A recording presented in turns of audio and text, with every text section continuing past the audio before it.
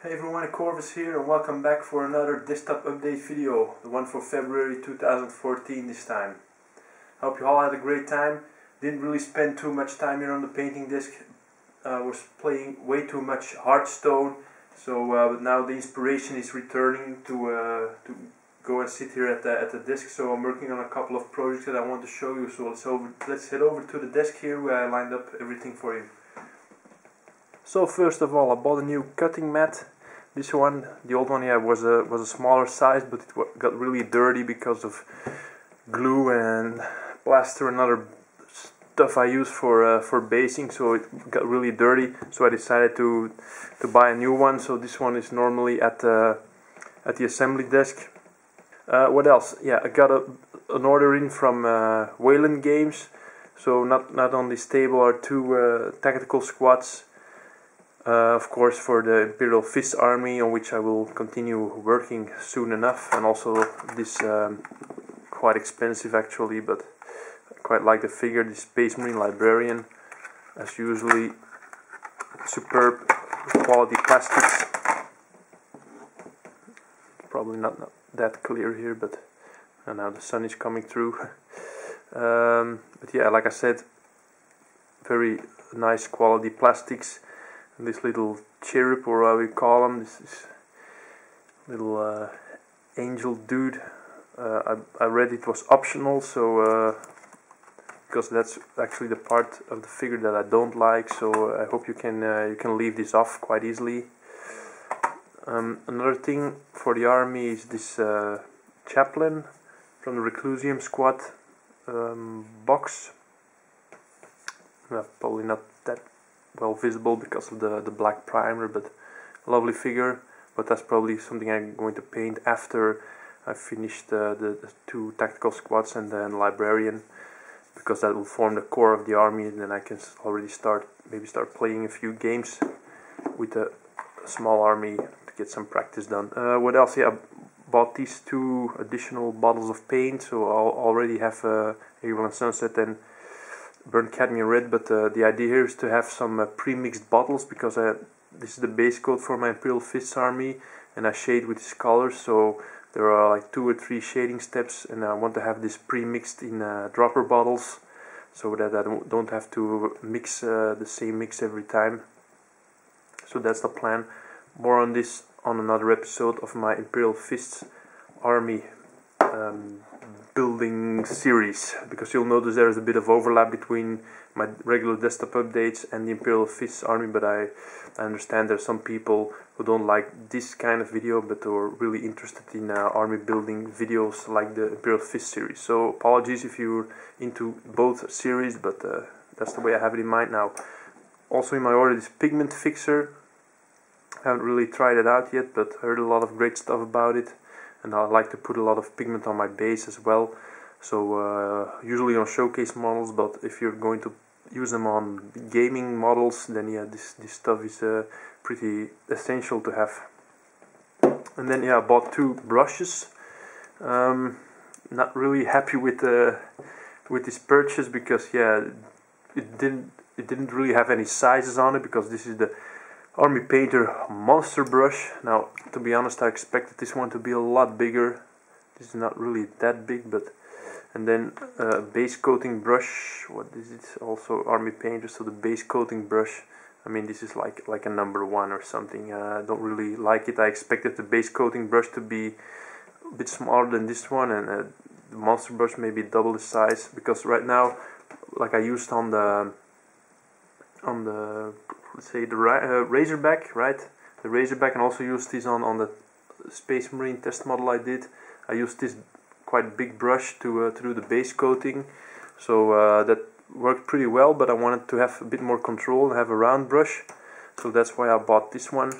So, but I think it will do its job well, base coating some Space Marines, some tactical foot models on foot, so tactical Marines for example.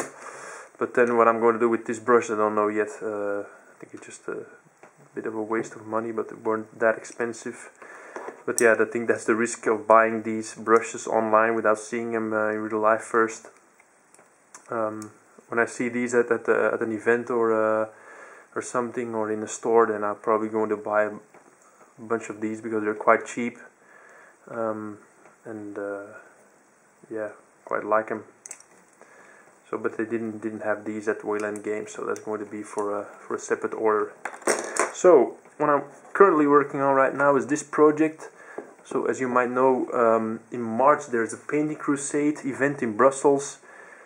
I went there last year. In case you haven't seen my report video on that, I'm going to put a link on the screen or in the video description.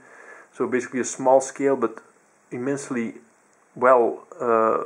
immensely tough competition there. I mean, there were a couple of Slayer Sword winners there in the competition, and every year they have a special edition figure. So this time it was this little robot guy, and yeah, the year after they have a special category for this one. So last year there was also a special figure from 2 years ago. So I painted last year, and then I won a silver, I think, in this competition in the category. So I have to keep up, have to defend my trophy here. So I decided to start working on this guy. So yeah, creativity is valued very high there. So you really have to make some kind of mini diorama, come up with a bit of a story for your miniature. So I came up with this. This is modeled by Hassle-Free Miniatures, called Rose. So yeah, the clue here is that this guy, I decided to leave him off. This pin here is to hold him while painting, so I'm going to paint these two separately. So far I've glued down the feet on the base. So this guy will be like somewhat like this, and then he will be giving a flower or something else to the little gas mask girl. So just build up this with plaster. This is a small piece of wood, and then also don't know if this is going to work out well. I already glued some plants on the base before priming. Don't know if that was a good idea, but it was something that I wanted to try out. There's some other materials here, so the base still needs a bit of work.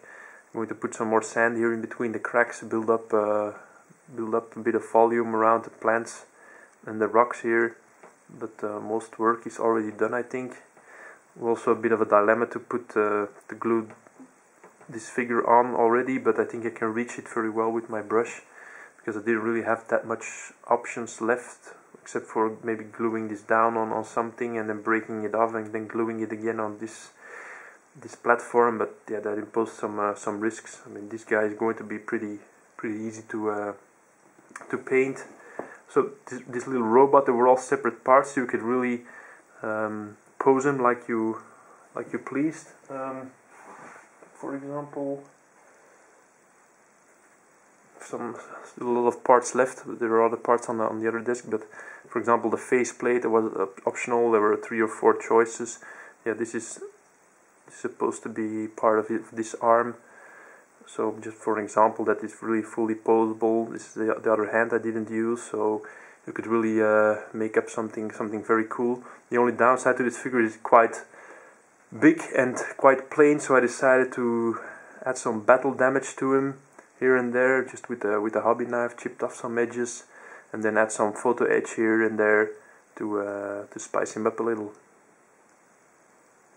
So probably going to finish this. I have to finish this before March 15th, because then it's the 15th and 16th. I think that weekend is the competition in Brussels.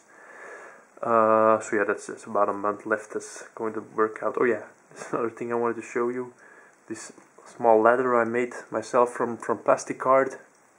Yeah, just cutting very small strips of plastic card and then gluing it together, so that that ladder, whoops, it's very fragile. Have to be careful. That will go on somewhere here, but that's something I want to stick on when everything is painted. So that's all for this update video. I hope you enjoyed everything you saw. See you in the next video, I suppose. Bye.